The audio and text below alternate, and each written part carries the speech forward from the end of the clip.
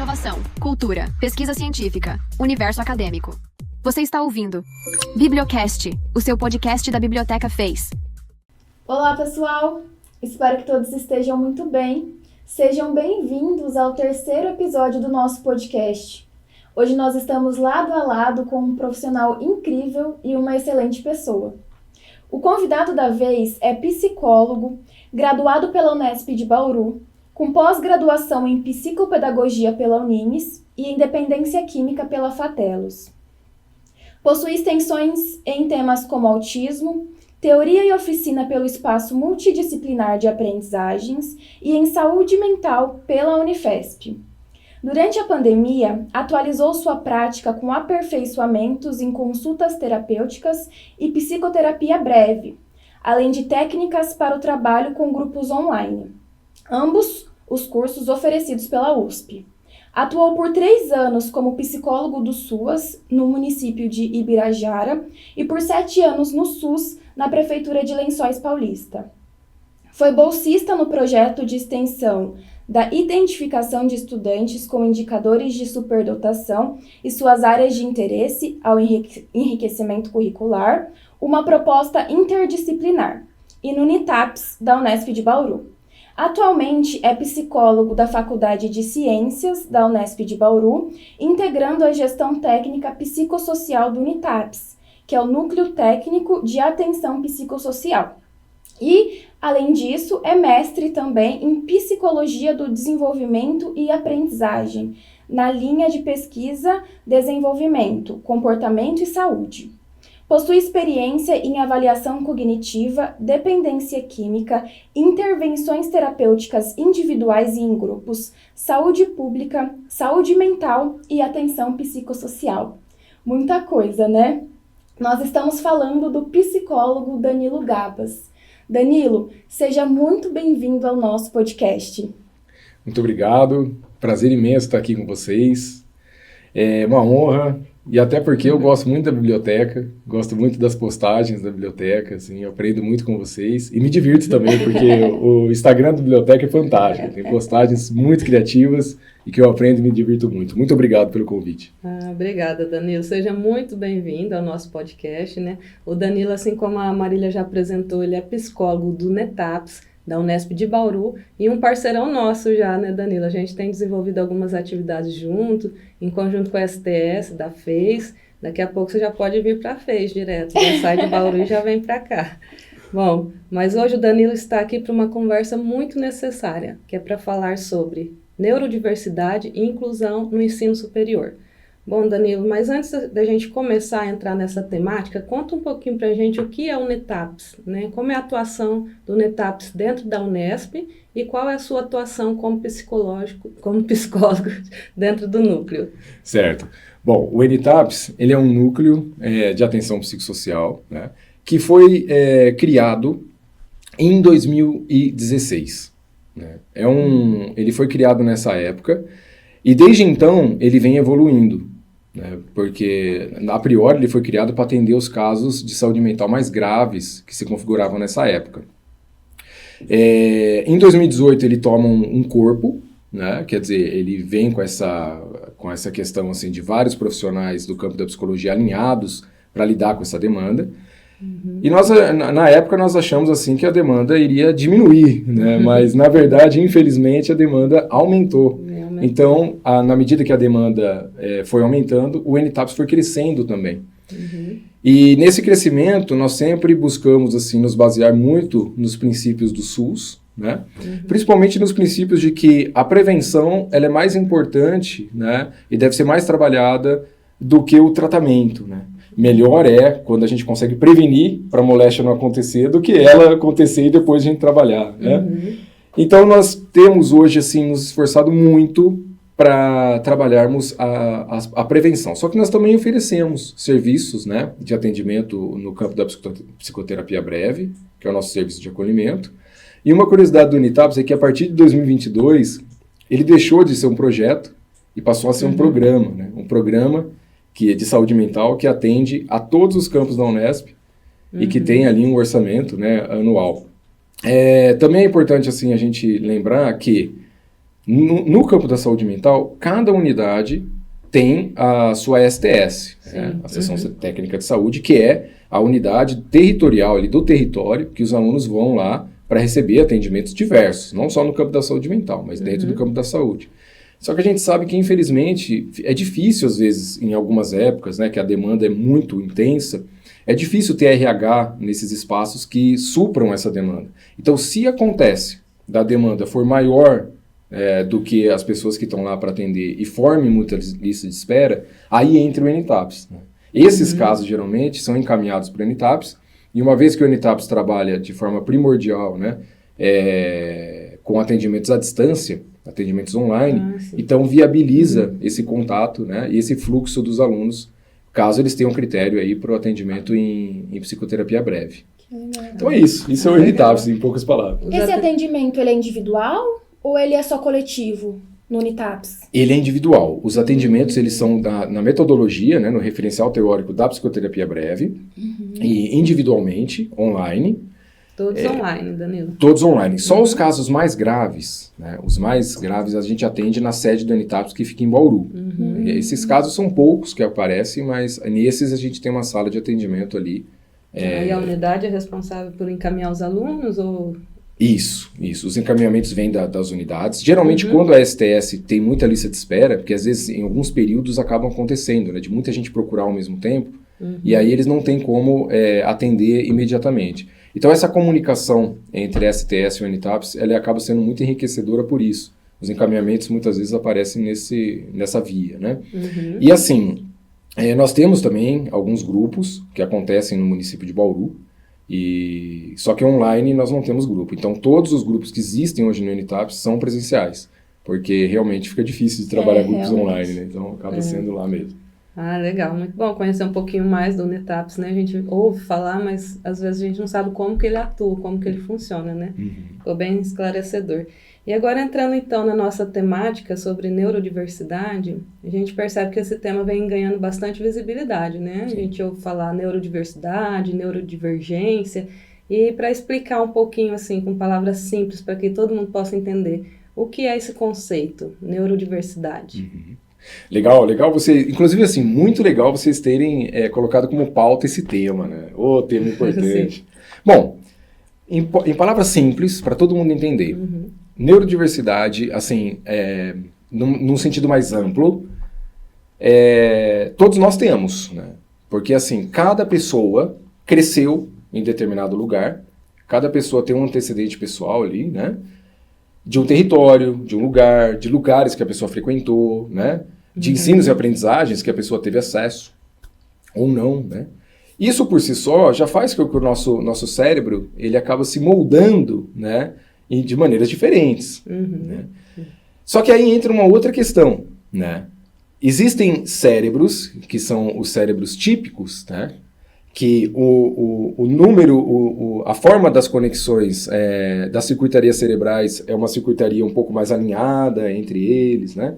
É um cérebro assim que as partes do cérebro se comunicam de uma maneira mais típica, né? Apesar de serem diferentes, vamos dizer que eles entram num espectro assim de mais semelhanças do que diferenças. Seria o comum. Seria o comum. Os cérebros típicos, né? Neurotípicos. Só que aí entra essa outra parte, que são pessoas que já nascem, né, com uma estrutura cerebral atípica, diferente, né, do padrão. E aí é óbvio, é evidente que essas pessoas elas vão se desenvolver, né, em um mundo que não foi projetado para elas. E as dificuldades aparecem. Então, esse termo neurodivergente ele é muito importante porque a gente consegue perceber que existem, né, pessoas que enfrentam dificuldades das maneiras que o mundo funciona, né? Mas que na primeira vista parece que não. Parece que é uma pessoa assim, que não tem dificuldade alguma, é uma pessoa super típica, assim, né? E que consegue lidar super bem com as adversidades e desafios do dia a dia, mas que no fundo, na verdade, essa pessoa pode estar em um sofrimento muito profundo. Né? E quais são os perfis mais comuns dentro do espectro da neurodiversidade? Os perfis mais comuns, eles constam nos manuais diagnósticos, né? Especialmente o DSM-5, né? Ele nos mostra um capítulo inteiro que fala dos transtornos do neurodesenvolvimento. Então, quais são esses transtornos do neurodesenvolvimento? São todas as condições que a pessoa ela tem alguma dificuldade, né, em alguma área, seja ela cognitiva ou não, por conta desse desenvolvimento cerebral que foi atípico. Né? E aí nós temos vários. Os mais famosos, né, desse que está aí nos neurotípicos, é o famoso TEA, o transtorno do espectro autista, né? O famoso TDAH. Nós temos também alguns transtornos específicos de aprendizagem, que são as famosas dislexia, descalculia, né? Nós temos alguns motores também. E nós temos também, assim, alguns bem interessantes e poucos estudados, né? Por exemplo, a desortografia e a disgrafia também são... Isso é bem diferente, nunca tinha ouvido falar. Você já deve ter tido contato com isso, mas nunca tinha entendido o que é, nunca tinha sido instruída, né, do que é. Sabe aquela pessoa que tem uma letra feia? Aquela letra feia, por mais que a pessoa faça caderno de caligrafia, faça treino, a pessoa não consegue. E aí, assim, claro que uma pessoa assim, mais pragmática pode falar assim, bem, esse aluno ou essa pessoa tem algum prejuízo no campo motor. Ora, né, a coordenação motora global e fina talvez tenha algum prejuízo. Mas aí você vai avaliar a parte motora, é completamente típica, não tem nenhum tipo de dificuldade. Coordenação motora global, tranquila. Coordenação motora fina também tranquila. Só que, especificamente, a parte da escrita, né, fica prejudicada. Aí vocês podem pensar assim, mas o que isso pode atrapalhar a pessoa, né? Bem, a pessoa, ela até consegue fazer uma letra mais legível.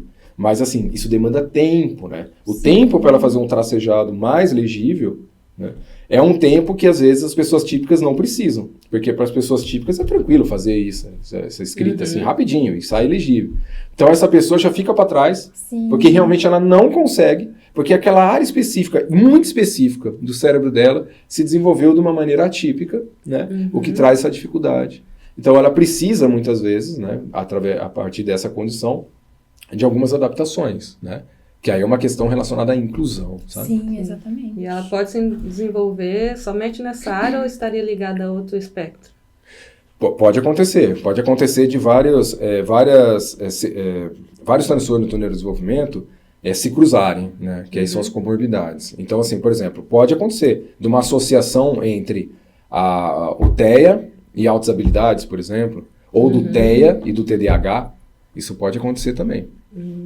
Legal. Entendi. Ô Danilo, por que você considera que é importante, né, adotar uma abordagem neurodiversa nas instituições, especialmente nas instituições de ensino superior ou na comunidade em geral também, né? Então, essa é outra pergunta muito boa. Porque, veja, a inclusão, né, a gente vê hoje todo esse movimento, né, dos processos de inclusão, da gente tendo, assim, uma opinião bem diferente de alguns fenômenos que a gente tem hoje, que não tinha há pouco tempo atrás.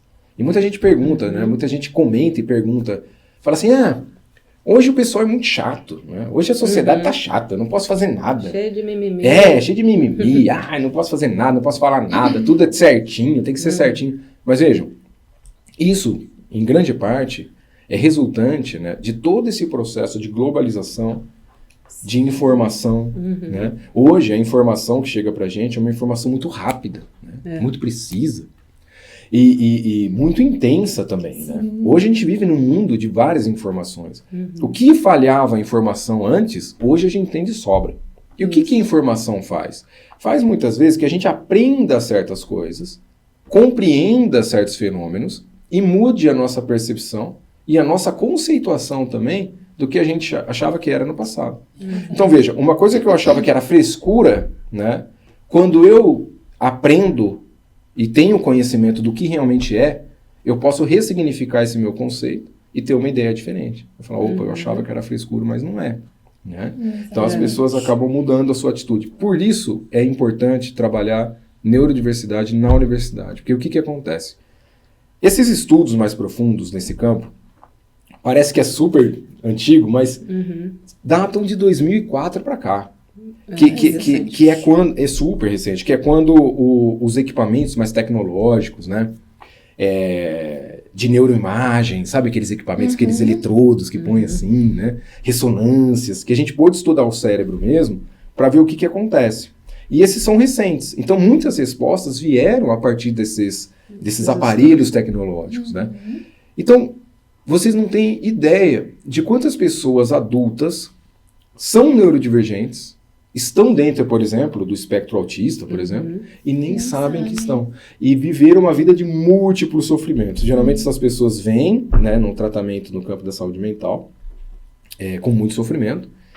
E aí a gente começa a fazer as investigações, né, as investigações assim, diagnósticas, e vê que ela não tem critério, né? Ela vem, claro, com uma dor, né? Mas a gente percebe que aquela dor é secundária a algo. E aí, quando a gente vai ver a questão basal mesmo, muitas vezes a gente descobre, né? Identifica tem que muitos diagnósticos agora de adultos, né? Eu tive uma amiga recente, ela tem 33 anos, foi diagnosticada agora com TEA. E assim, foi uma vida de sofrimento. Das pessoas julgarem, não entenderem a personalidade dela, né, no caso. E depois daquilo foi um alívio pra ela, entendeu? Ela viu própria se entender, né? Exatamente. Você sabe que você fala do alívio, eu me lembro de alguma coisa interessante. Assim. Eu trabalhei muito tempo com crianças, adolescentes e adultos, né, neurodivergentes. E no caso das crianças, era comum, né, óbvio, os pais trazerem elas para o tratamento. Então, o que eu fazia no tratamento? Elas vinham, a gente identificava as dificuldades e geralmente eu trabalhava controle inibitório, né, que é controlar um pouquinho a impulsividade da criança, e habilidades sociais. Então, eu pegava, né, algumas metodologias ali para aplicar para aquela criança para auxiliá-la nesse processo, mais de aumentar a socialização, né, que é onde está o prejuízo no espectro. E dava muito certo. Então, quando eu criava um vínculo com o paciente, eu chamava sempre os pais para orientá-los, né? Eles estenderem os treinos que eu fazia no contexto clínico para a residência, para a escola e tudo mais. Então, isso é muito comum no tratamento. Aí, era comum o pai vir, conversar comigo, e aí eu olhar para o pai, perguntar algumas coisas para o pai, sabe? E aí eu perguntava se ele toparia, né, que fizesse uma avaliação um pouco mais aprofundada e tudo mais. Aí ele topava, a gente fazia uma avaliação. E aí, quando chegava no diagnóstico mesmo, que o pai tinha TEA, por exemplo, um exemplo, tá? Estou usando TEA como exemplo, podia usar outros, mas quando o pai tinha TEA, assim, em 100% dos casos, assim, que eu acompanhei, adivinha qual era a reação do adulto quando falava, olha, você está no espectro, assim. O que vocês acham que ele fazia? Talvez um alívio? Eu acho que essa questão de se entender, né? Por isso que eu fazia isso quando Exato. Primeiro, acho que passa um filme na cabeça, né, da pessoa. Primeiro choro, era impressionante. E parece que segue um padrão. Um choro de alívio, não era um choro de dor, sabe? A pessoa chorava na minha frente, assim. E aí a pessoa ia falando, nossa, eu nem acredito, quando eu era menor, quando eu era pequeno, aconteceu isso e aquilo, tal, agora que você está me explicando.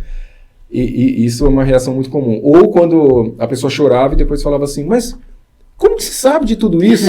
Você não viveu a minha vida, como é que você sabe que eu passei por tudo isso? Né? É que a gente sabe através da literatura, dos estudos, né? Tem o processo de negação também nesses adultos, Danilo, ou não? Aqueles que não aceitam no primeiro momento ali. Tem. Isso pode acontecer, mas assim, é muito raro, tá? Pelo menos assim, os que eu acompanhei é muito raro, tá? Mas a negação, geralmente, ela não vem assim, eu não me identifico, eu não tenho isso. Porque quando acontece assim, da pessoa não se identificar, muitas vezes ela não tem mesmo, né? A gente tem que fazer com mais critério a avaliação. Agora, o que acontece geralmente é a pessoa virar e negar no seguinte sentido, falar assim, olha, ok, eu entendo essa avaliação, eu sei que faz sentido, né? Quer dizer, eu me identifico com isso, mas eu não quero que as pessoas saibam. Eu quero me resguardar, eu quero continuar assim, sendo vista como uma pessoa típica e eu não quero que mude nada na minha vida. Tudo bem, isso aí é uma questão muito pessoal, né? Então, assim, a gente deixa bastante liberdade. Né? E você falou, né, da questão de pai e filho, que já aconteceu várias vezes, né? Tem alguma relação genética para esses transtornos? Já foi identificado alguma coisa na pesquisa? Agora sim, quem quer fazer assim, um pós-doutorado, um doutorado, alguma coisa inovadora, né? Tá aí um campo para se pesquisar. Esse é a galinha dos ovos de ouro, né? Que tá todo mundo correndo atrás, né? Muitas pesquisas em curso em relação a isso, tá? Principalmente longitudinais, assim, para tentar entender quais marcadores que existem, né, nesses transtornos. Isso é uma curiosidade da comunidade científica. Identificar os marcadores. Porque, vejam, eu estou falando muito de TEA, mas é porque o TEA é mais fácil de exemplificar, tá, gente? No TEA, por exemplo, não tem marcador biológico, assim, não tem. Então, assim, eu não consigo saber se a pessoa tem TEA ou não através de um exame de neuroimagem, por exemplo. Ainda não existe essa tecnologia. Eu não sei um marcador que possa falar, você tem TEA. Agora, através da história pregressa, de eu ver os antecedentes, ver o que a pessoa passou, os comportamentos na infância, dá para fechar, entende? Então, veja, é um diagnóstico, assim, clínico, né? Não é por neuroimagem. Mas as pesquisas, elas trazem essa questão da genética como certeza absoluta. Já tem isso? Já tem, isso aí é absoluta. O fator genético é certeza absoluta. Então, já vem de família, né? Hereditário. Agora, devem existir outras influências que ainda não foram descobertas. Há várias interrogações, eu posso trazer várias aqui, mas a maioria não passa de especulações. Já falaram até de vacina, né? Que é resultado de vacina. No isso aí, jornal estava falando algo sobre a poluição do ar também, que poderia ter influência nisso, né? Isso. E eles falam bastante assim, né? Que aumentou nos últimos anos. De fato aumentou? Ou tem mais diagnóstico? Porque a gente sempre fica nessa dúvida, essa é uma né? dúvida que eu acho que Será que pessoas aumentou têm. mesmo ou agora que se fala mais e tem mais diagnóstico? Essa é uma pergunta também que a comunidade científica tem debruçado, né? Saiu um censo sexta-feira, que é um dos números aí que foram liberados dos censos que foram feitos pelo IBGE, né? Sobre quantas pessoas com TEA tem no Brasil. Né? Um censo bem, bem recente. E assim, o número que saiu é um número expressivo, mas dentro da população brasileira, se eu não me engano, é que eu estou sem o celular aqui, vai demorar para eu ouvir, mas acho que deu 2% mais ou menos. Se não deu 2%, deu quase 2% da população. É muito pouco. Assim, claramente é um número subdimensionado, assim. Porque ainda tem muitos adultos, né, que têm a condição da neurodivergência, né? Aqui é o específico de TEA, mas outras também, mas que nunca receberam o diagnóstico, né? E aí eles não... O problema é que essas pessoas, eles não podem participar, né, das políticas de inclusão, sabe? Sim. Eles não podem se beneficiar disso. Então isso gera muito sofrimento. E essas pessoas vão parar onde? Vão parar no serviço de saúde mental, vocês não tenham dúvida. Com muito sofrimento, com uma sensação de inadequação, uma dificuldade de formar laços, de criar laços. Uma frustração muito grande, né, interna. Isso. Que as pessoas não entendem. A gente estava falando agora um pouquinho de inclusão, Danilo, e esse é um assunto muito importante nos dias de hoje, né? Mas quando a gente pensa no termo inclusão, às vezes as pessoas associam isso com aquelas deficiências que são visíveis, por exemplo, como alguma deficiência visual ou motora. Mas a gente tem também as chamadas deficiências ocultas, é isso? Isso. E seriam essas relacionadas à neurodiversidade. E como que a gente faz dentro da instituição para conseguir identificar essas pessoas, aquelas que às vezes não vêm laudada? Como que a gente faz para identificar, às vezes para levar para a sessão de saúde, para receber ali um amparo mesmo do que fazer nessas situações? Muito bom.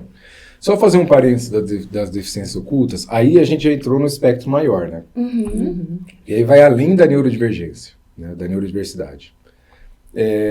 Deficiências ocultas é toda e qualquer situação que a pessoa realmente tem uma deficiência, né?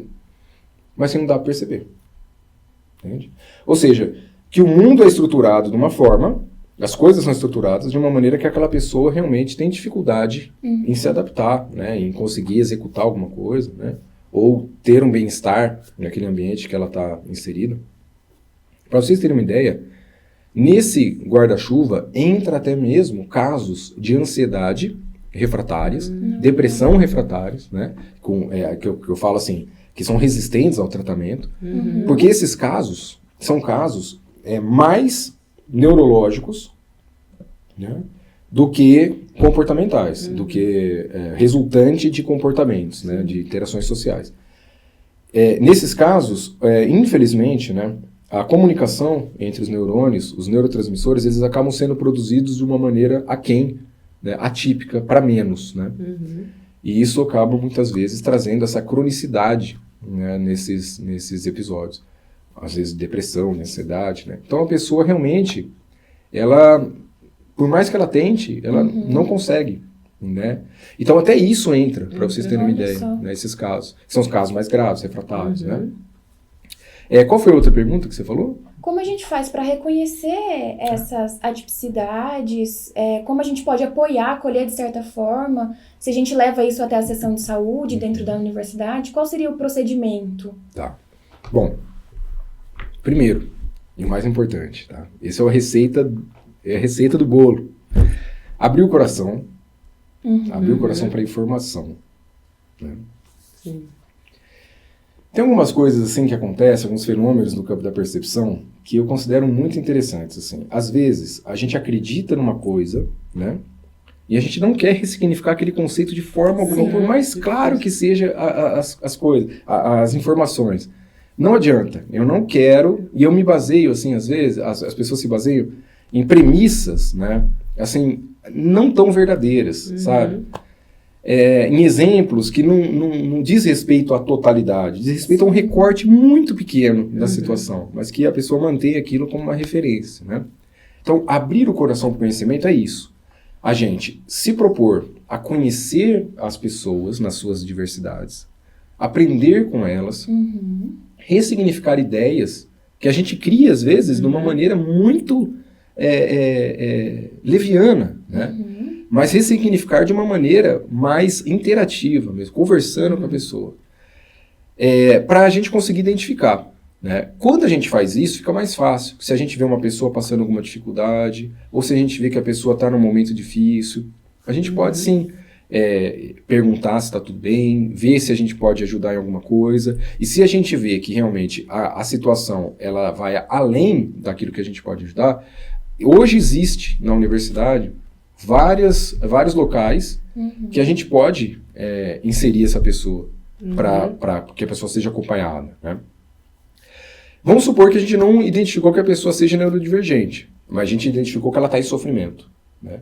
Por alguma razão. Ela não está se sentindo adequada naquele ambiente, ou ela está se sentindo muito sozinha, muito excluída, né? A gente podia, sim, perguntar se ela gostaria que a gente pudesse ajudar. Se ela falar que não, a gente poderia propor que ela fosse até a STS, conversar com a equipe da STS. A equipe da STS é uma equipe multidisciplinar, então eles vão acolher. Isso é certeza, eles vão acolher, vão conversar, vão avaliar, vão tentar conversar também com as pessoas da universidade para garantir essa questão da inclusão. Nós temos também as comissões, tem a CLAI, a Comissão Local de Acessibilidade e Inclusão, que essa pessoa pode procurar a CLAI, né? É claro, esses locais que eu estou falando, eles se comunicam, né? Mas é só para a gente saber que existem pessoas e locais que a gente pode trazer uma pessoa em sofrimento para conversar. Agora, chegar para a pessoa, apontar o dedo e falar, ó, você é neurodivergente, né? Aí não é por aí, né? Não é por aí. E tomar muito cuidado também com questões relacionadas ao capacitismo, né? Sim. E isso é um cuidado que a gente tem que ter.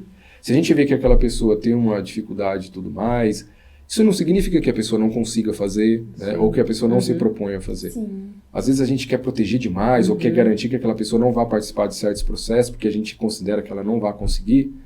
Isso é terrível. Isso é terrível, a pessoa vai se sentir excluída, né? E não vai se sentir pertencente àquele lugar. Isso é verdade. Com relação também, Danilo, a essa questão de inclusão, você acha que ainda tem uma resistência por parte das instituições ou da própria comunidade acadêmica em apoiar esses alunos e incluí-los de alguma forma? Tem bastante. Não é uma certa resistência, é uma ampla resistência. Né? Mas assim, é explicável, né? Bom, tem muitas coisas a se considerar aí, né? Eu vou tentar fazer vários recortes. Estou longe de dar conta da complexidade, mas o que acontece geralmente é que os profissionais que estão na linha de frente ali, os professores, o pessoal, né, que tem contato, né, com os alunos e tudo mais, com as pessoas, eles já têm muita coisa para fazer, já tem muito trabalho. Então eles vêm com uma ideia não muito verdadeira, tá? Eu vou explicar depois por quê. Que se eles começarem a tentar fazer concretizar esses processos de inclusão, vai dar muito trabalho, vai dar mais trabalho, eles vão ter que estudar, vai ter que estudar neurociência. Sair da zona de conforto. Sair da zona de conforto. Sendo que, na realidade, não é nada disso. Nada disso. A pessoa pode nunca ter estudado neurociência, pode não saber nada de neurociência, pode não saber nada de diagnóstico, de transtorno mental ou de transtorno do neurodesenvolvimento e aplicar, né, a inclusão. E ser um agente multiplicador, né, de políticas de inclusão. Basta, né, a pessoa abrir o coração para isso, entender que as pessoas são diferentes e que eu preciso, às vezes, conversar com o meu aluno, conversar com a pessoa que está comigo, que trabalha comigo, para eu entender o que ela está precisando, como que eu posso ajudar, né? O que eu posso fazer. Isso se não tiver já, né, laudos, às vezes vem da própria equipe multidisciplinar que atende a pessoa algumas orientações, algumas sugestões, né, que eu posso ter a sensibilidade de tentar aplicar. Isso não é a mesma coisa, por exemplo, de eu mudar a minha metodologia de aula, de eu mudar a maneira que eu dou aula. Imagina, não tem porquê. O que eu vou ter que fazer, na verdade, é fazer pequenas adaptações, né, para realmente fazer com que aquela pessoa possa ser incluída naquele espaço e que ela possa também aproveitar dos processos de ensino e aprendizagem como os outros alunos ou as outras pessoas pertencentes ali aproveitam. Né? Isso é verdade. Bom, Danilo, e sobre inclusão ainda, né, no ensino superior, quais você acredita que são as principais barreiras, as principais que os principais desafios que esses estudantes têm quando entram na universidade, os estudantes neurodivergentes? São muitas. Ai, meu Deus. Mas vamos para as principais, né? As principais barreiras, assim. Falta de informação, né, das pessoas que estão compondo esse espaço. E aí eu estou falando de mim, estou falando de você, estou falando de todos nós, né? Às vezes falta informação para a gente poder realmente participar e sermos multiplicadores desses processos de inclusão.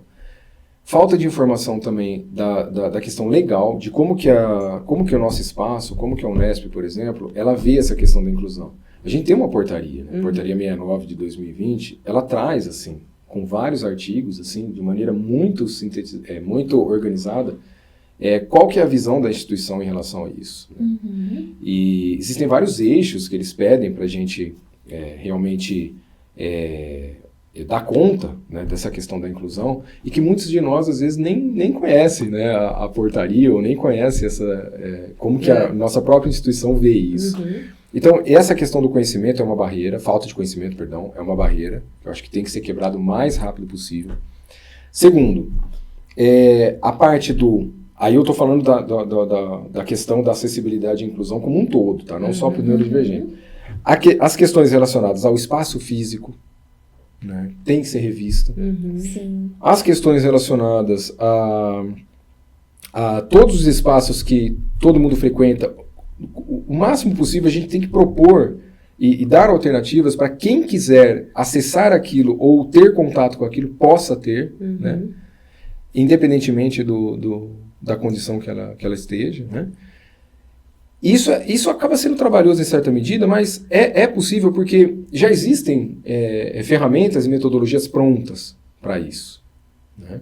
Então não seria tão complicado assim a gente fazer. O problema é que isso demanda verba, isso demanda investimento, isso demanda a pessoa parar um pouco o serviço para reorganizar e demanda também de todo mundo que compõe aquele espaço concordar com isso e participar disso, né? E os alunos, assim, você enxerga que eles têm conhecimento dos direitos deles? Nem todos. Os alunos também, eles entram, né? Quando eu falo da comunidade, são todos. A falta de informação é até para os próprios alunos. A base familiar também, às vezes, não tem acesso à informação, né? E acaba dificultando um pouquinho. Sim, eles vêm de processo de vulnerabilidade. Exatamente. Quer ver uma lenda? Olha uma lenda legal. Ó. Olha que interessante isso. Eu falo lenda porque é uma coisa que eu escuto muito, né, de colegas, mas que, na verdade, não é real. É uma lenda. Lenda porque muita gente acredita nisso, né, e não abre mão, mas que, na verdade, não é bem assim. Veja, se a pessoa ela está na universidade, né, especialmente na universidade pública, ela passou por vários processos, né, processos seletivos para estar aqui.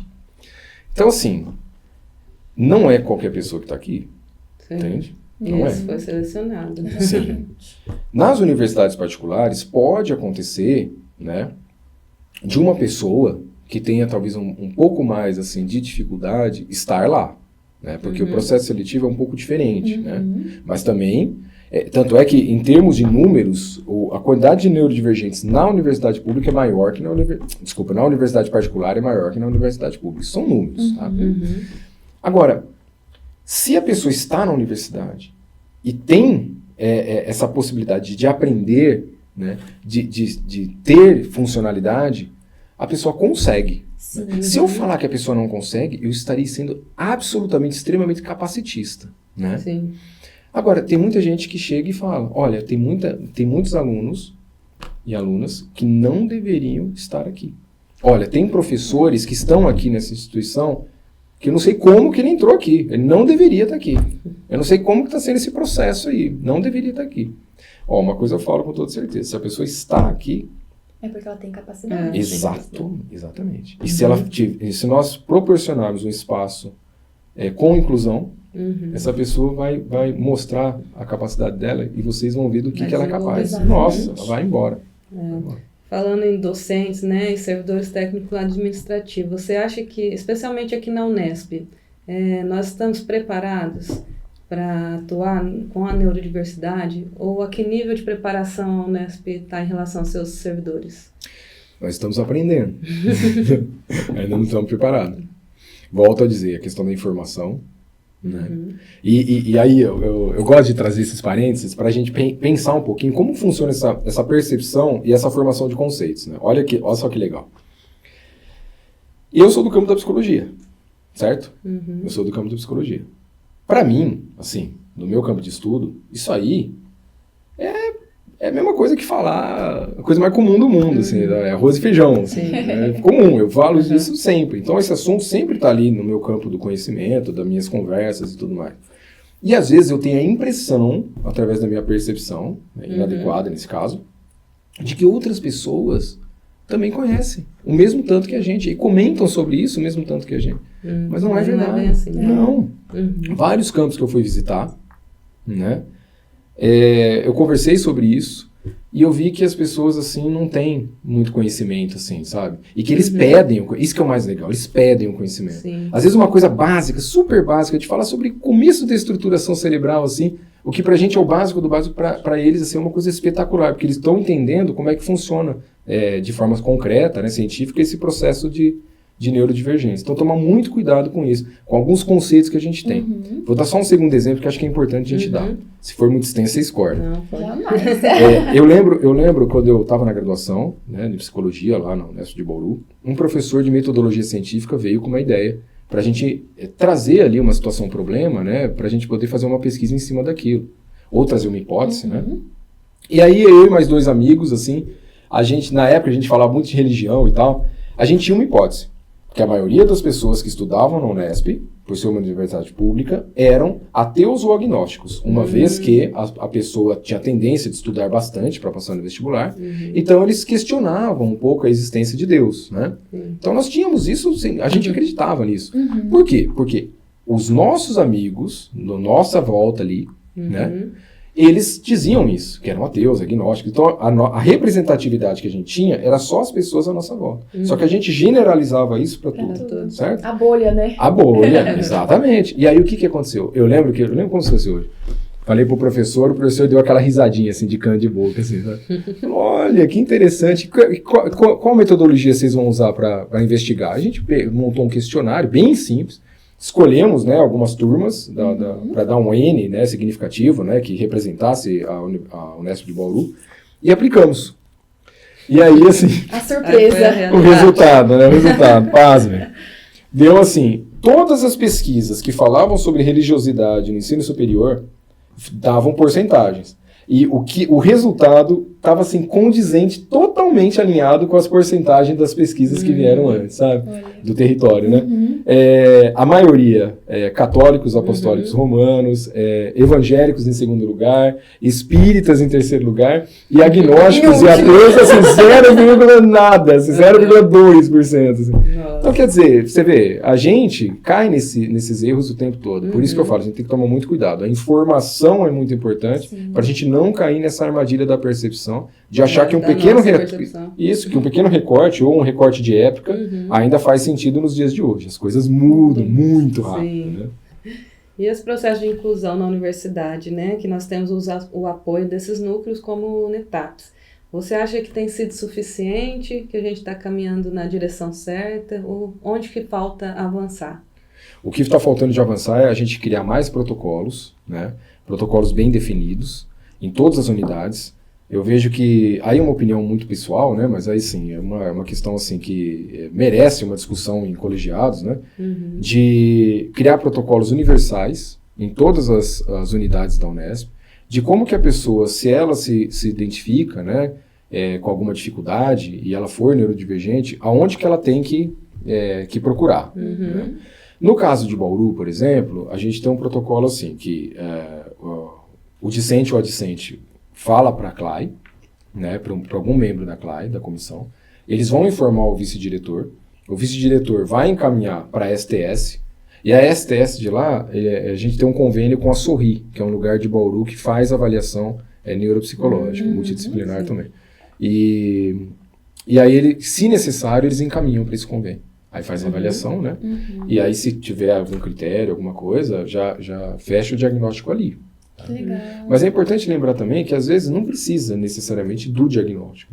A autodeclaração, ela já faz parte do processo de inclusão. Se eu me autodeclaro, se eu me identifico como neurodivergente, eu posso chegar e me autodeclarar. Mas ele pode participar das políticas sem diagnóstico? Esse é o ponto.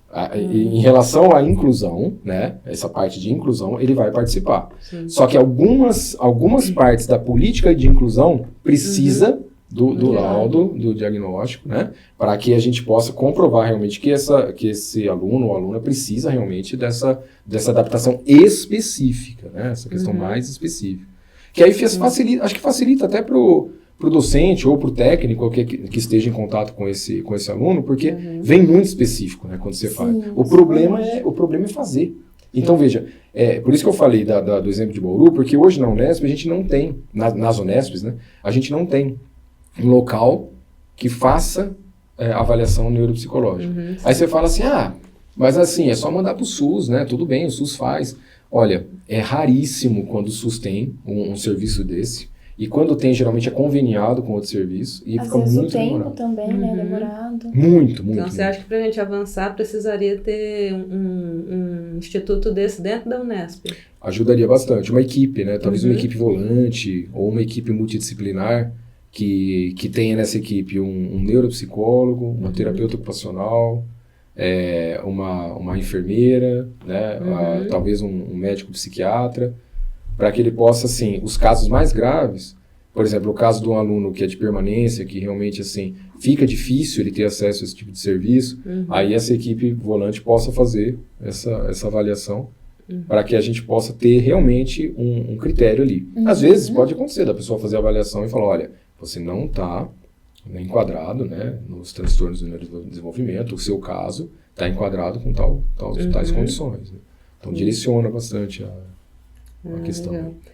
Danilo, e como você vê o futuro da inclusão em nível superior desses estudantes? Nível Brasil mesmo, não só das instituições públicas. Eu vejo como, eu tenho a esperança que isso vai aumentar cada vez mais, né? Porque assim, eu falo do Brasil como um todo, agora eu vou falar assim, eu vou me atrever a falar do nosso país. Assim.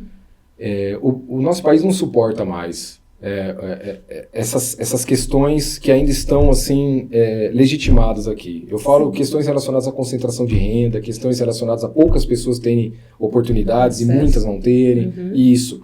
Então assim, quando na base, na universidade, a gente conseguir trabalhar a inclusão, esses alunos que participarem dessas políticas, ativamente ou não, né, ter esse conhecimento, a tendência é que eles saiam daqui e vão para o mercado de trabalho sendo pessoas inclusivas, né? Assim, que vão trabalhar a inclusão ali. Sim. E a tendência é, quando a gente trabalha isso, a gente dá a oportunidade para outras pessoas se sentirem pertencentes em alguma coisa que eles façam. Né? Veja, histórias de sucesso, sabe?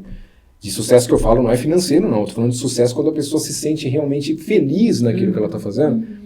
São histórias de pertencimento. É quando a pessoa se sente pertencente ali, sabe que ela gosta daquilo, que aquela oportunidade foi incrível, que ela está fazendo uma coisa que ela gosta. E isso só é possível com políticas de inclusão. Né? Então, assim, minha esperança é isso, que a Unesp realmente encontre um caminho e que vá para um outro patamar, assim, nesse sentido. Inclusão. Com certeza. Acho que a gente está caminhando, né, para isso. Sim, estamos mesmo. Danilo, nós abrimos um formulário para a comunidade enviar perguntas, né, para você. E nós recebemos algumas perguntas que eu vou fazer agora, tá? A primeira é da professora Liliane Santos de Camargos. Ela, na verdade, faz 3 perguntas. Vou por partes, então. Quais as principais barreiras para a inclusão de pessoas com TEA existem hoje em nossa instituição?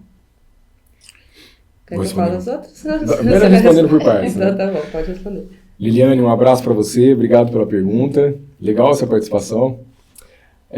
As principais barreiras, né, infelizmente, ainda estão ligadas à falta de conhecimento. Uhum. Falta de conhecimento. Então, assim, essa questão das deficiências ocultas, ela é muito complexa, porque a pessoa olha assim e não consegue enxergar, e tem muito julgamento capacitista, e isso é triste. Uhum. Quando a pessoa olha para alguém, a pessoa fala, olha, eu tenho TEA, né? E aí a pessoa olha, um amigo, assim, quer ser legal, ou sei lá, que a pessoa pensa e fala, nossa, nem parece que você tem TEA. Nossa, você olha no olho e você fala tão bem. Caramba, você é uma pessoa muito sensível, sabe? Isso é muito triste. Porque às vezes, assim, na maioria das vezes, a pessoa, ela tá usando literalmente uma máscara, sabe? Ela tenta, vocês percebem isso? Como que a pessoa tenta se adaptar ao ambiente, ela tenta se adequar, ela tenta se sentir pertencente, né? Mas ela faz isso, às vezes, se mascarando, né? Tipo assim, disfarçando quem ela realmente é, né? E aí, assim, é quase um role-playing, né? Os colegas de trabalho participam disso aí, a pessoa participa também, com muito sofrimento, e fica tudo por isso mesmo.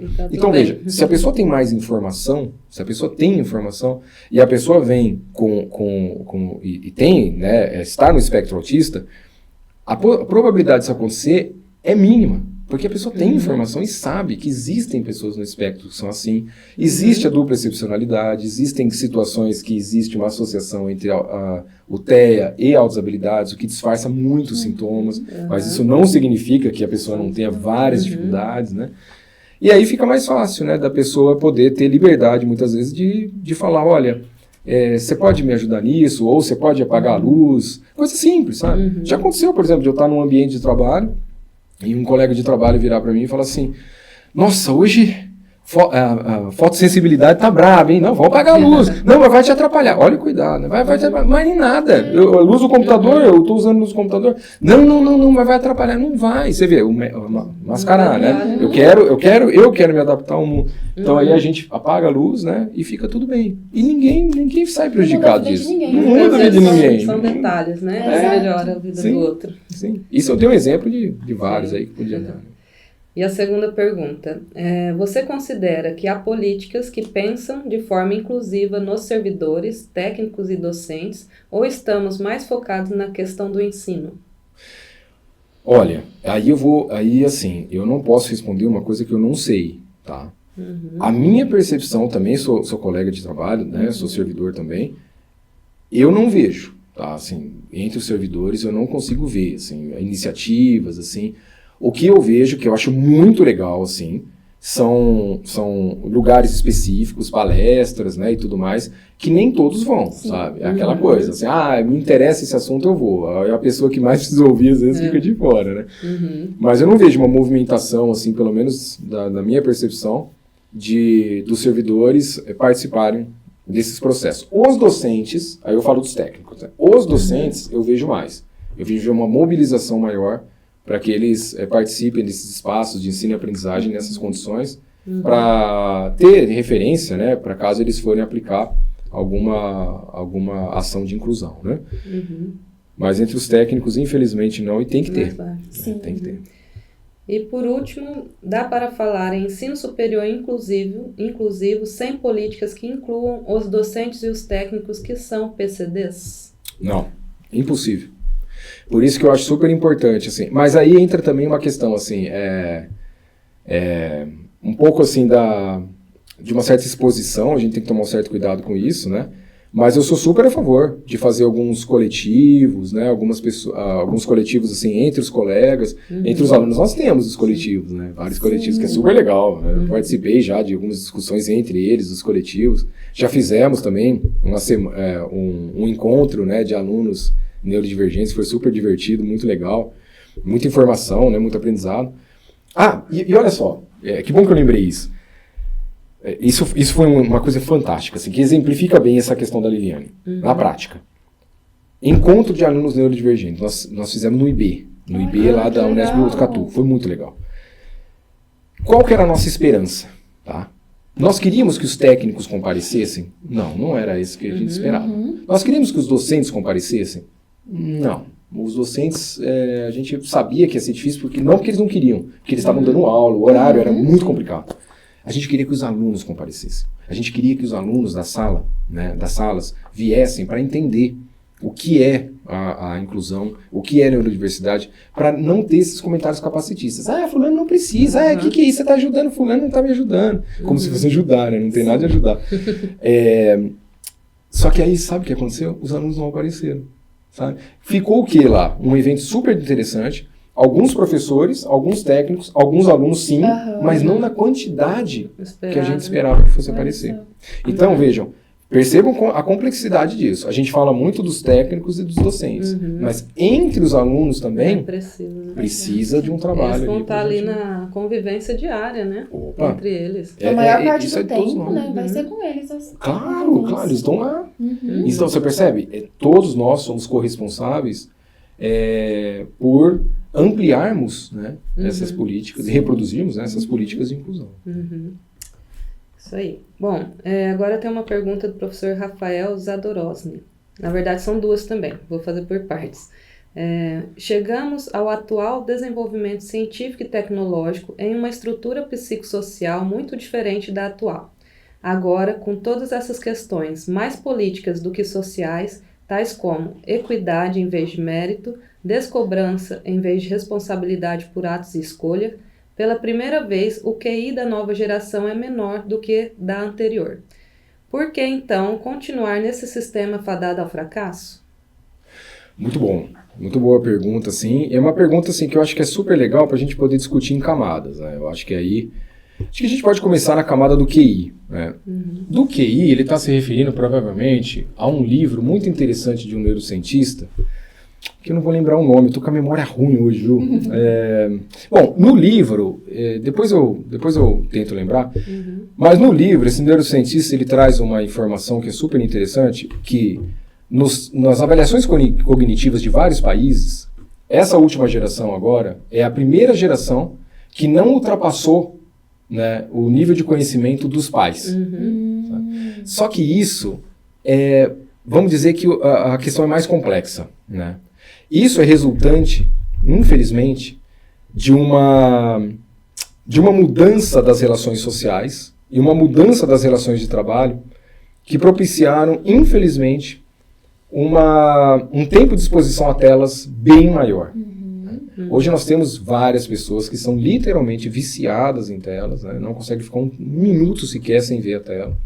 Inclusive tem transtornos mentais associados a isso, né? O FOMO é um exemplo.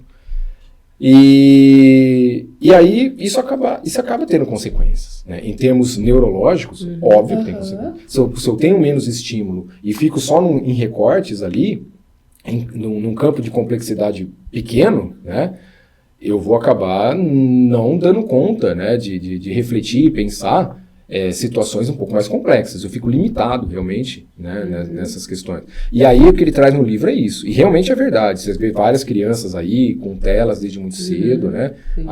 Crianças que não socializam mais, não fazem nada, ficam em telas. Então isso é real, né? Agora, isso é um recorte, né? Essa questão é verdadeira. Mas, independentemente disso, né, existem pessoas que têm, como a gente já disse, uma formação cerebral diferente. E isso nós fomos descobrindo com o tempo.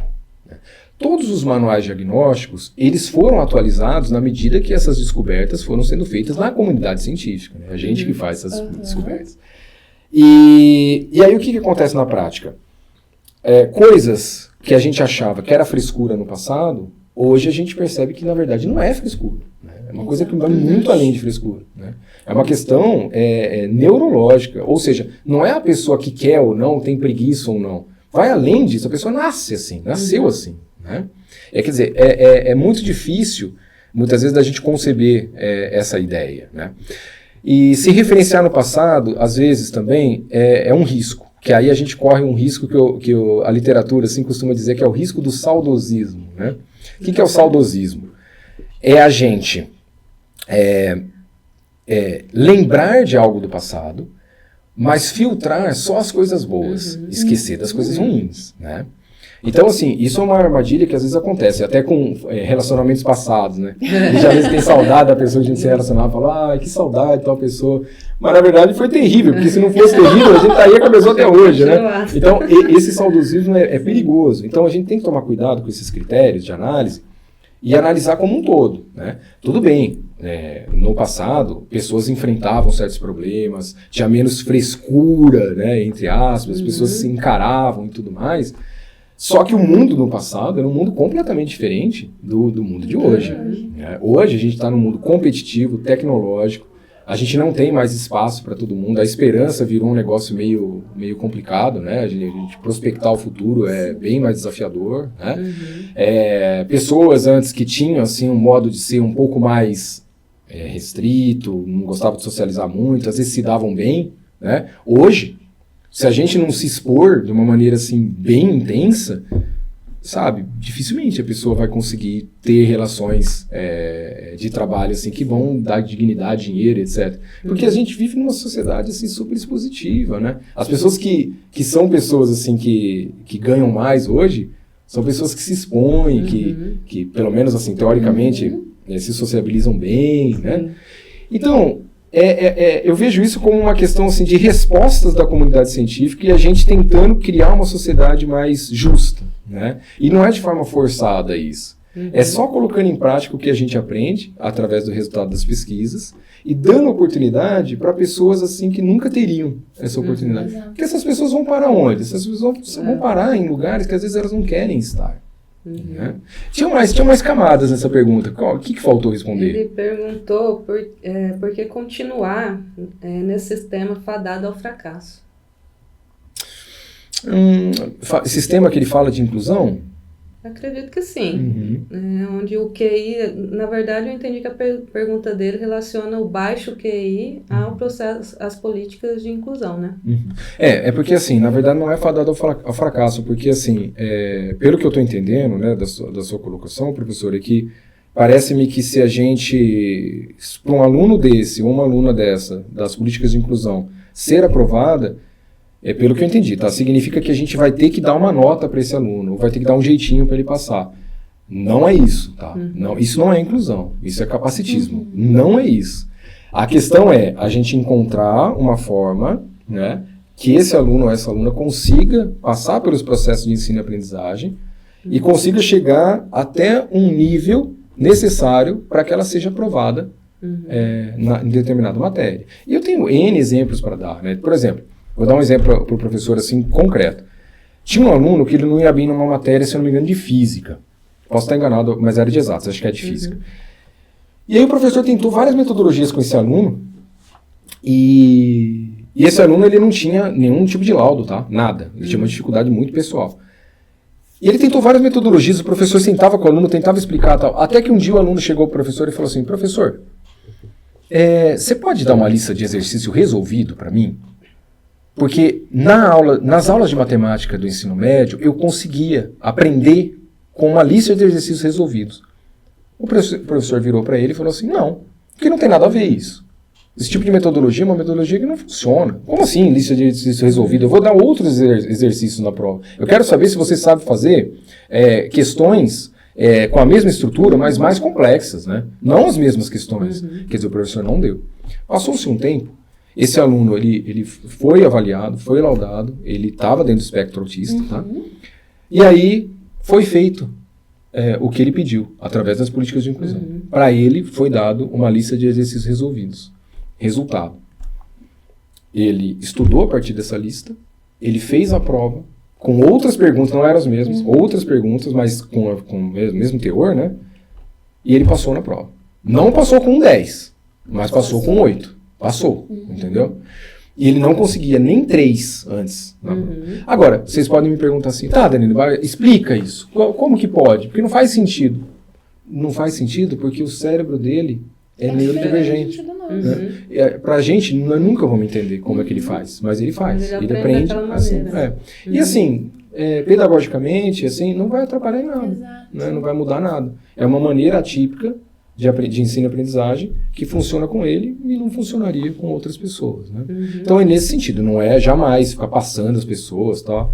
Eu sei que muitos alunos estão aqui, passaram pelo ensino médio, passaram por esse processo, né? Infelizmente, de ficar passando, mas aqui não. Aqui é uma questão que a gente precisa realmente entender para que ele aprenda de fato, porque ele vai sair daqui e vai para o mercado de trabalho, então ele tem que estar preparado para isso. Né? Exatamente. Bom, a outra questão do professor Rafael é como transformar a psicologia em ciência e não em pseudociência, onde não existe metodologia científica para comprovar suas hipóteses. O professor Rafael acho que não gosta muito de psicólogo. Eu te entendo, professor Rafael, eu te entendo. Tem alguns que eu também não gosto, com todo respeito. Mas assim, eu sei que às vezes é difícil, mas aí eu acho que cabe no mesmo exemplo que eu dei naquela história da aula de metodologia científica, né? Da gente ficar só naquela crença, naquela ideia centralizada, né? E não pensar no todo. Psicologia é uma coisa, terapia é outra, né? Existem várias terapias que de fato são pseudociências, não tem nenhuma comprovação. Não tem uma metodologia pronta ali, uma metodologia comprovada, né, para se aplicar. Não tem um referencial certo, né? Algumas dessas terapias, inclusive, elas estão nos tratamentos complementares do SUS, né? Porque assim, não dá para colocar aquilo, por ser pseudociência, não dá para colocar aquilo como centralizado. Mas como complemento até dá, né? Por exemplo, vou dar um exemplo. Fitoterapia. Né? A gente sabe que as plantas elas têm um poder muito grande, né? de ajudar em alguns processos.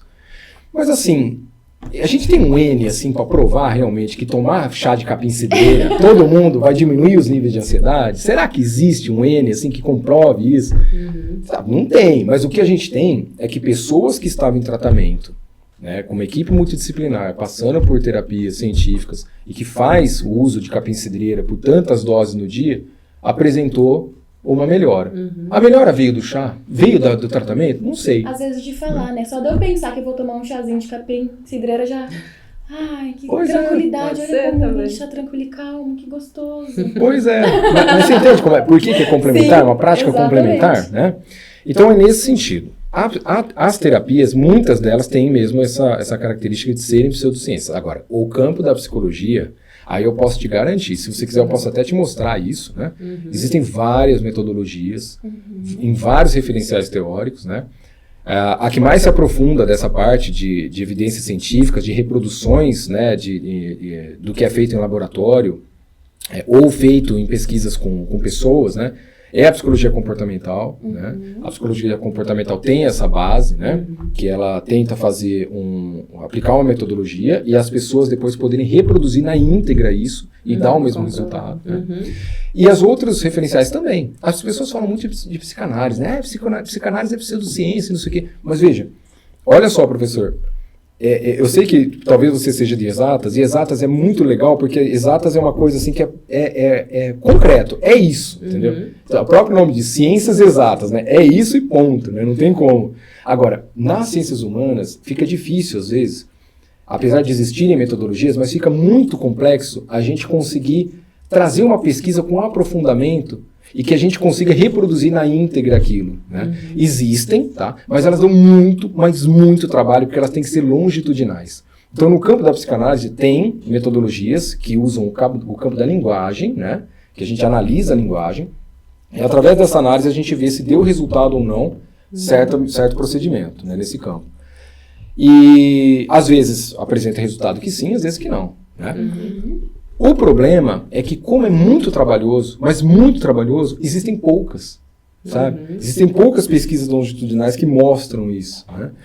Mas as que existem já mostram que realmente tem evidências, né?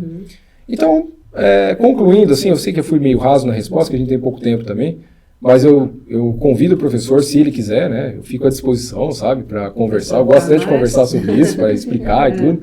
Mas que não é por aí, né? Talvez ele esteja confundindo psicologia com terapia. Terapia, se ele se referir a terapia, sim. Aí sim, tem várias que são pseudociências mesmo.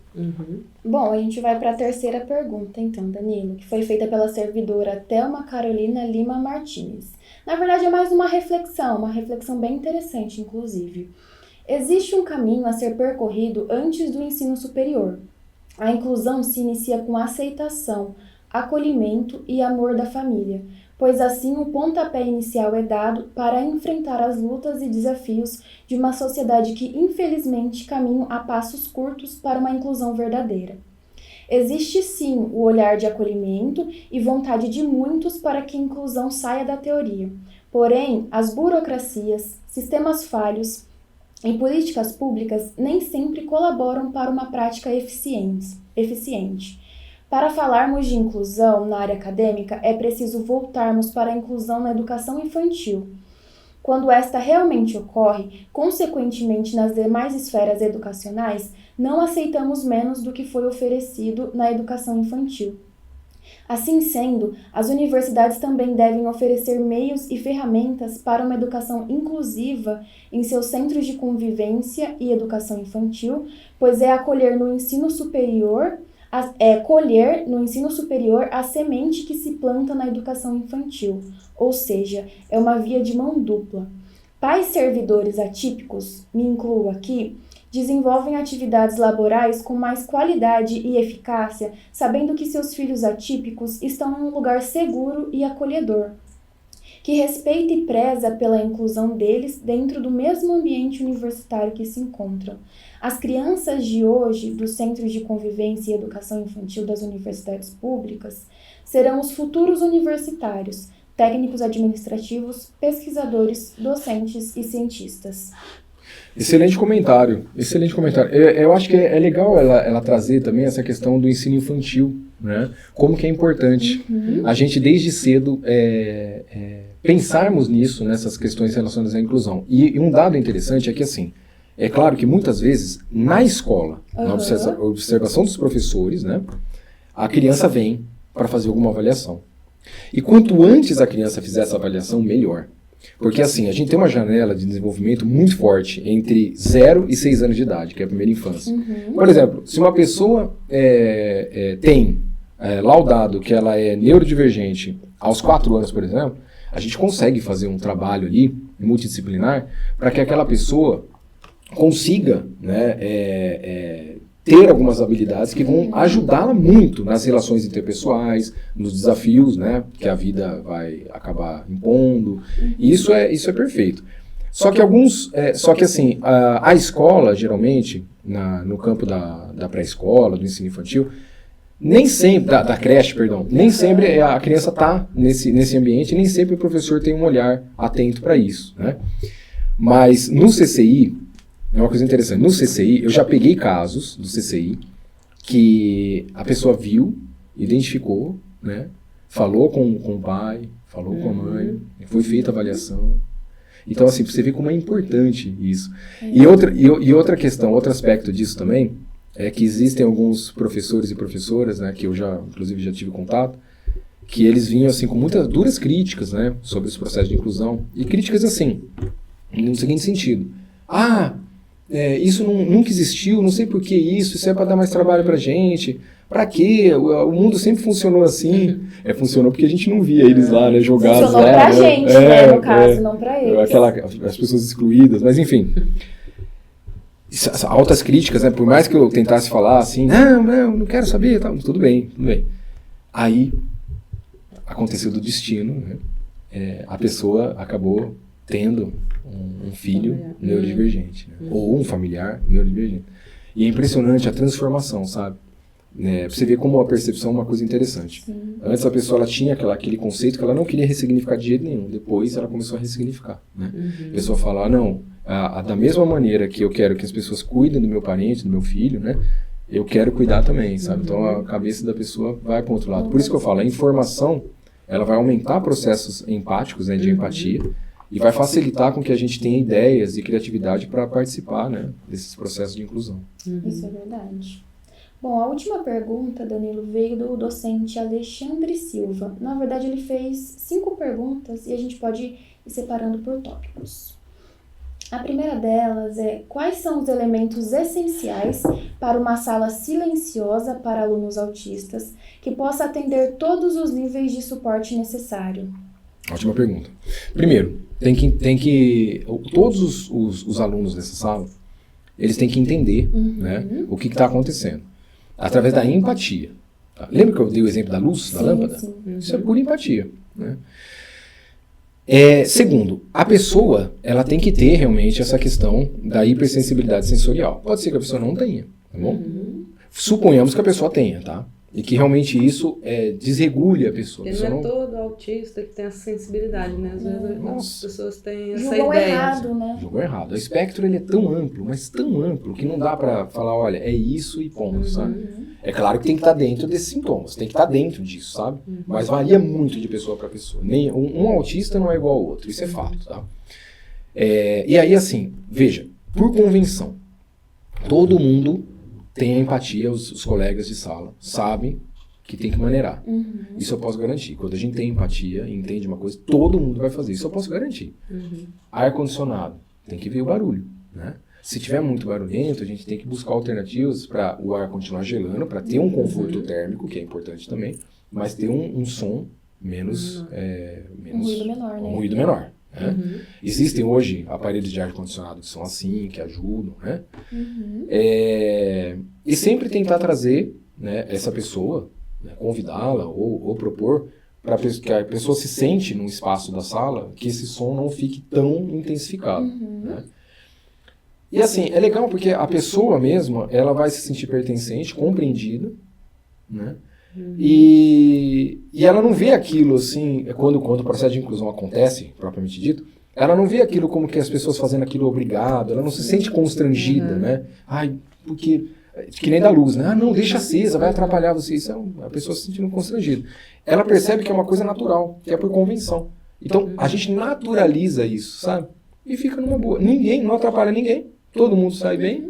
Acabou a aula, o pessoal vai conversar, tal, tranquilo, né? Sim. Então, Deve haver alguma forma de comunicação visual na sala silenciosa para o aluno e assistência de um cuidador, assistência especializada no caso? sim, a depender do caso. Existem casos, são raros, tá? Mas existem casos que, no caso do espectro autista, tá? Que é nível 2. Dizem que existe nível 3. Eu nunca vi, tá? Nunca vi, mas dizem que existe.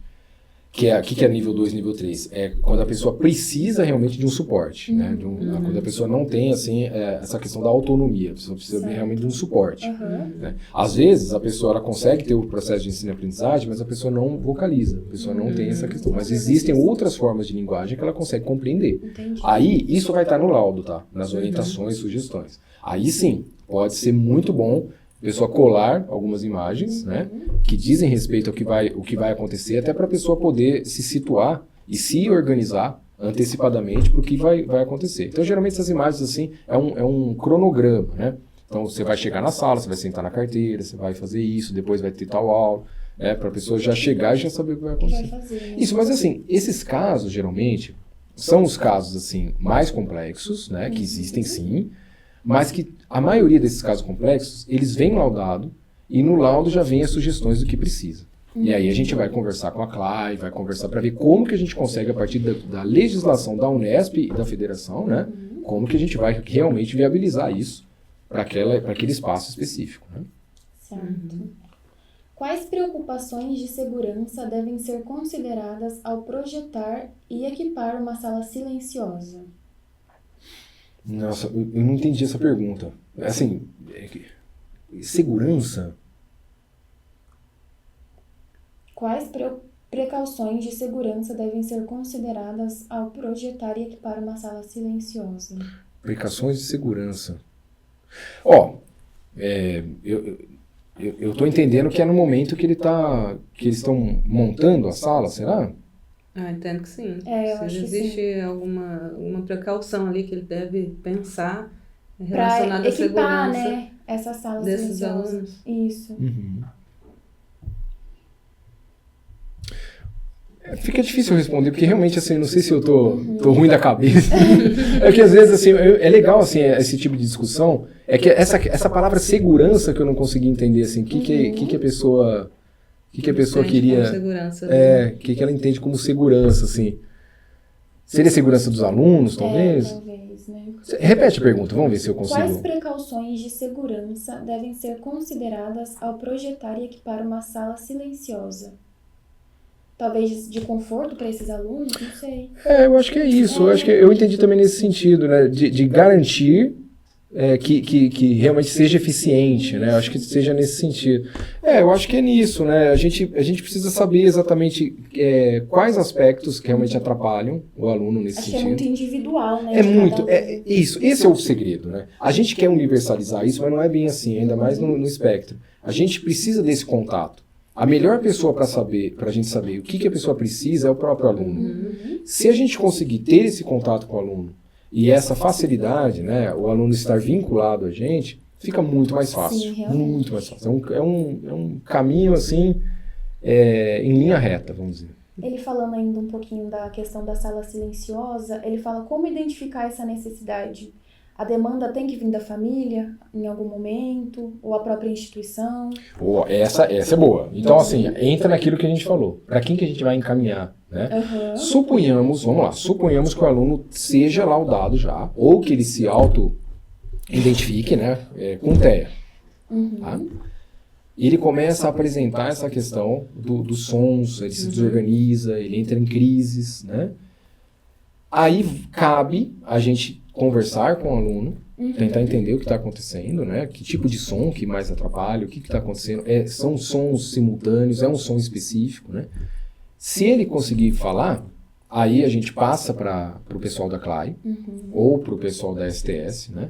Para que eles possam conversar com os pais desse aluno e propor alguma ação. O certo mesmo, né? Seria verificar se ele já fez esse acompanhamento, se ele já foi laudado. Eu tô colocando um exemplo aqui, o aluno que se autodeclara TEA, tá? Ele não tem laudo, nada. Aí vale a pena uma avaliação, porque aí a gente vai identificar na avaliação. A avaliação é super criteriosa, eles vão lá de trás, sabe? Ver quais são os elementos, o que acontece. E aí depois da avaliação tem as orientações, que faz parte do laudo, tá? Aí a orientação vai estar ali, ó. Por favor, evite tais sons, evite os sons simultâneos, né? Que aí a gente vai conseguir entender de colocar um ambiente propício para o aluno poder ter uma qualidade de vida melhor. Inclusive, na casa dele. Quer dizer, são pessoas na própria casa, eles não têm, né?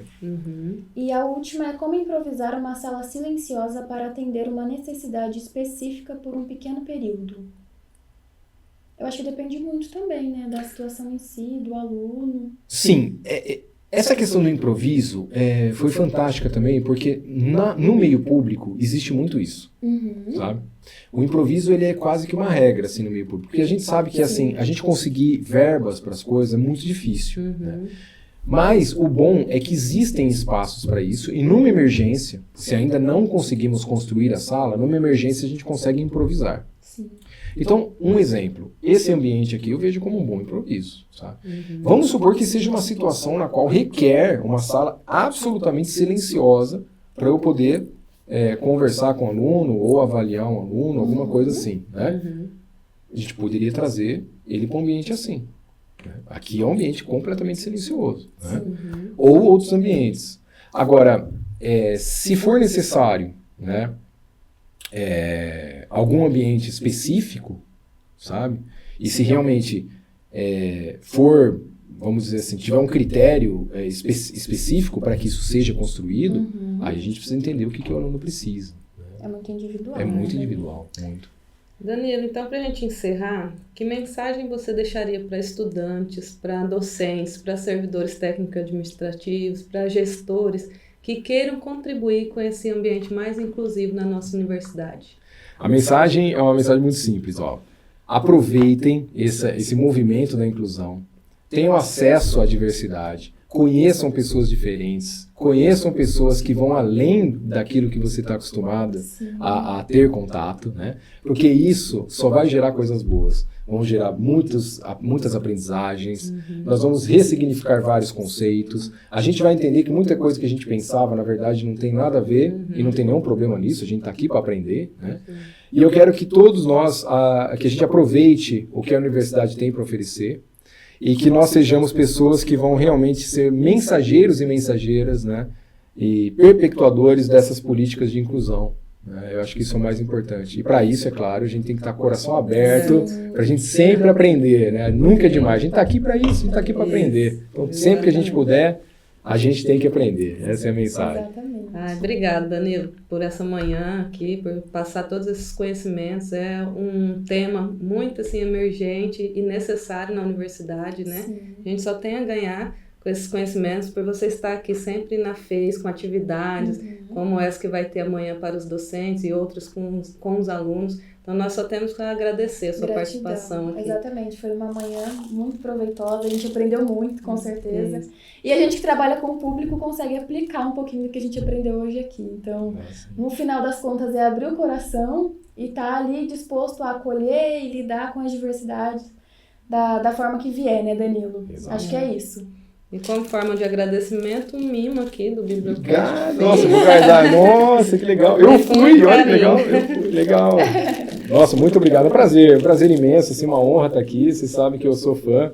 Ilha Solteira está no meu coração, né, desde sempre. E assim... Não sai daqui, né, Danilo? Não sai, eu amo aqui. Então, assim, muito obrigado mesmo, prazer. Fico à disposição também, caso precise de outros encontros aí. Sim, tô com sempre certeza, à disposição. Com certeza, sim. Obrigada. Obrigada, Danilo. Valeu. Nossa, que legal, obrigado, hein? Fiquei feliz. Nossa.